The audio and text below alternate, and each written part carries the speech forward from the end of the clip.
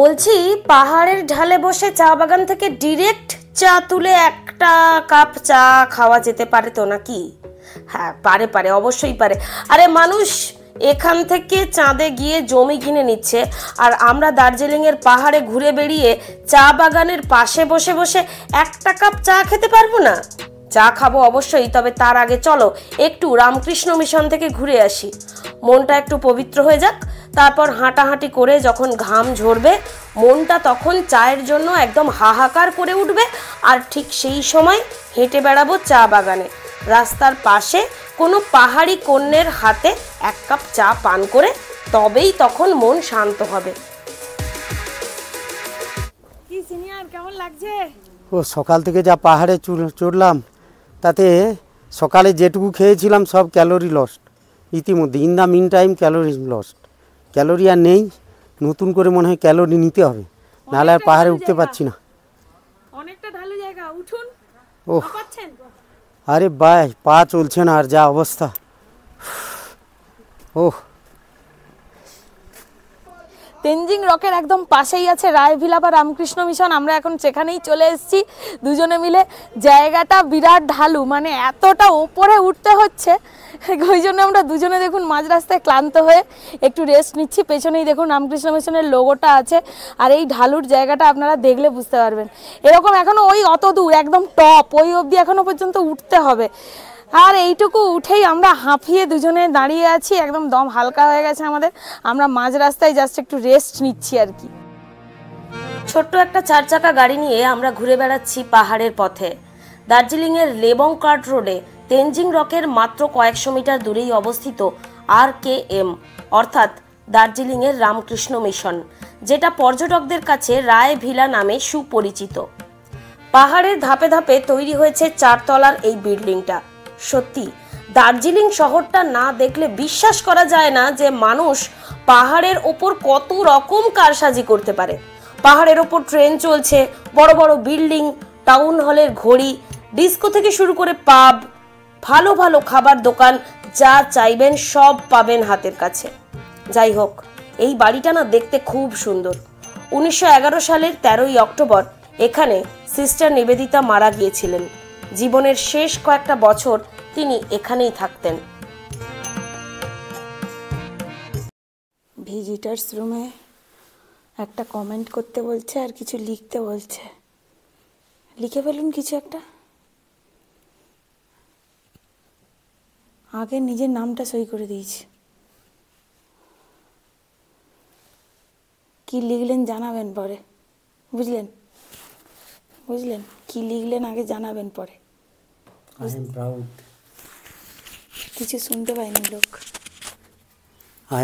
I am proud. এইটুকুই ঠিক আছে।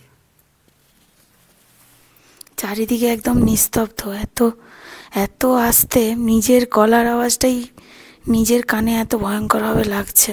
এটা প্রেয়ার রুম সিস্টার নিবেদিতার, দারুণ লাগছে। ভেতরে যে প্রেয়ার রুমটা সেটা দেখে জাস্ট বেরোলাম।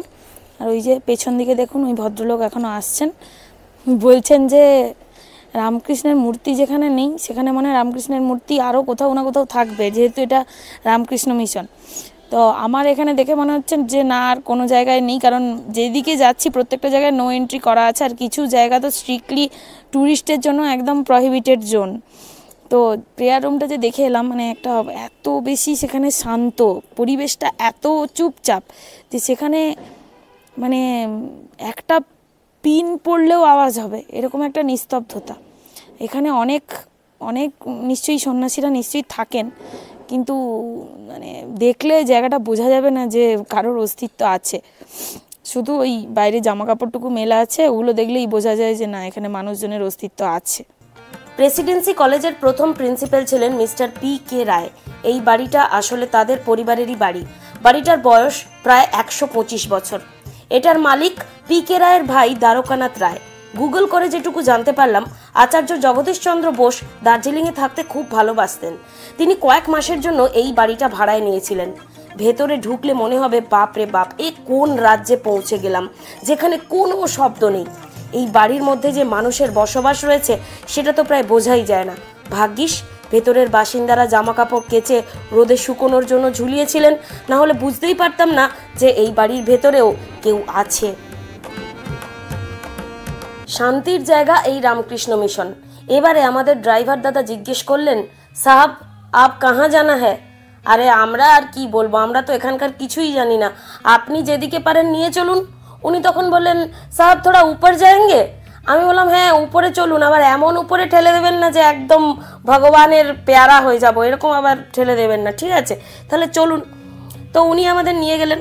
এইখানে এসে পৌঁছলাম। একটা ফটো গ্যালারি, একটা ছোট্ট দোকান আর একটা ছোট নার্সারি স্কুল। এই পুরো ব্যাপারটার পোশাকি নাম হলো টিবেটান রিফিউজি সেন্টার। একটু উঁকি ঝুঁকি মারলে দেখা যায় এখানে একটা জায়গায় হয়তো কাঠের কাজ হচ্ছে, আবার কোনো একটা জায়গায় দর্জি বসে বসে সেলাই করছেন, কিছু কিছু জায়গায় মহিলারা হাতে বুনে পোশাক তৈরি করছেন।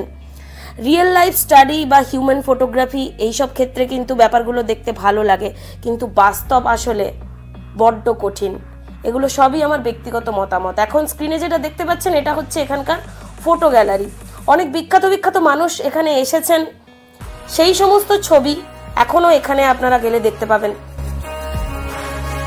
ঘুরতে ঘুরতে এখন চলে এসেছি টিবেটান রিফিউজি মার্কেট সেন্টারে।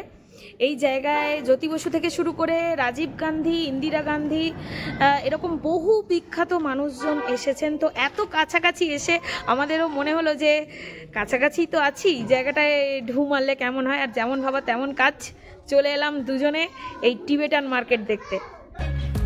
পুরো জায়গাটা ঘুরে আমার মনে হলো মূল যে উদ্দেশ্য নিয়ে এই সেন্টারটা একসময় গড়ে তোলা হয়েছিল সেই উদ্দেশ্য হয়তো সফল হয়নি। এখানে যে সমস্ত তিব্বতী পরিবার বসবাস করে তাদের জীবনযাত্রার মান যাতে উন্নতি হয়, তারা যাতে স্বাবলম্বী হতে পারেন, আর্থিকভাবে একটু উন্নতির দিকে যেতে পারেন, সেই জন্যই এই সেন্টারটা মূলত সেই লক্ষ্যেই একটা ফান্ড রেইজ করে গড়ে তোলা হয়েছিল। কিন্তু এখন এই পুরো পরিস্থিতি দেখে আমার মনে হলো যে গোটা ব্যাপারটা কিন্তু মূল উদ্দেশ্য থেকে অনেকটাই সরে গিয়েছে, অথবা যে মূল উদ্দেশ্য সেটা সফল হয়নি।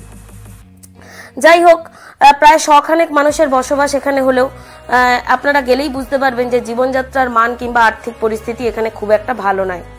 স্থানীয় তিব্বতী মানুষজন নিজেদের হাতে এখানে কিছু কুটির শিল্প করেন, সেগুলোই বিক্রি করা হয় পাশের দোকানে। এই জিনিসগুলো নাকি বাইরের কোনো বাজারে রপ্তানি করা হয় না।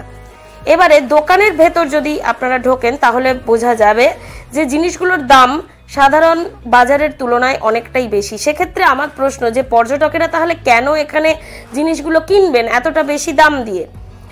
যাই হোক, শুধুমাত্র কোনো একটা কমিউনিটি তৈরি করছে বলেই যে এখান থেকে মানুষ কিনে স্যাটিসফাইড হবেন তা কিন্তু নয়।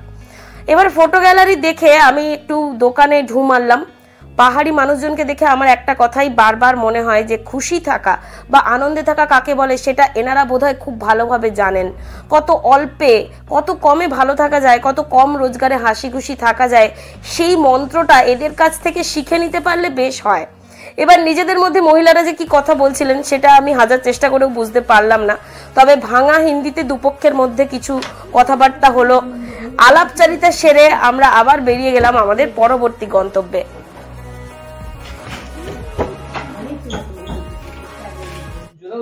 এইটা হচ্ছে একটা ছোট্ট টিবেটান মার্কেট। এখানের মানে যে জিনিসপত্রগুলো এনারা নিজের হাতে তৈরি করেন সেখানে এগুলো বিক্রি হয়।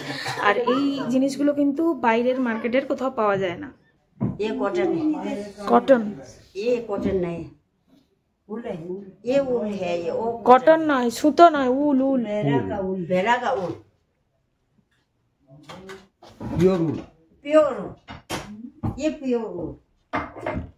ये दोनों फर्क है। जो सिरिंज से बेमे की थोमास खाना इतना पांच मोने याले ये मिले वाली है ना पिंडो ना कोड़ो है तम ये पास है सलीन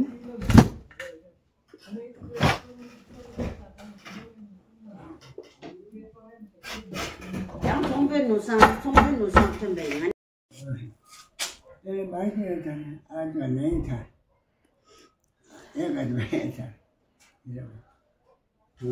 आज नहीं था आज में नहीं पुराने आए तो मैचिंग टेचिंग अच्छे लोग हैं आदमी नहीं है आज था সকাল থেকে ঘুরে ঘুরে ক্লান্ত, বলেছিলাম না পাহাড়ের কোলে বসে এক কাপ চা পাহাড়ি কন্যের হাত থেকে খাবোই খাবো, যেমন ভাবা তেমন কাজ।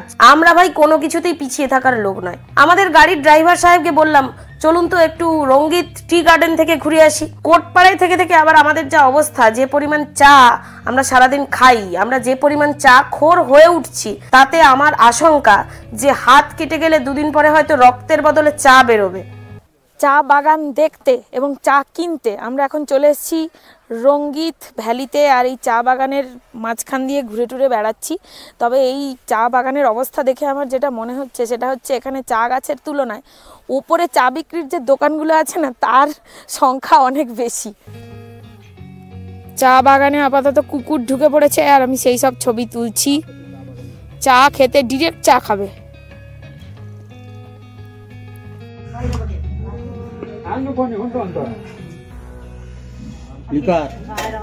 লিকার চা উঠাও দুইটা আইটেম দেখুন ই মইতা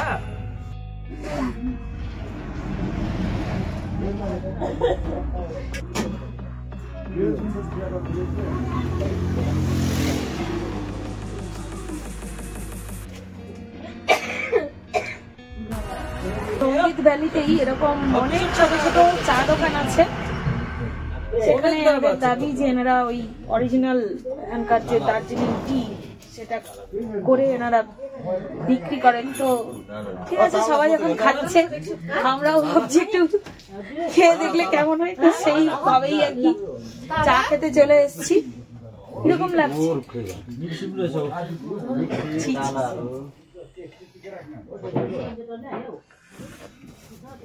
আমার তো ঠিকই লাগছে, খারাপ লাগেনি, নর্মাল।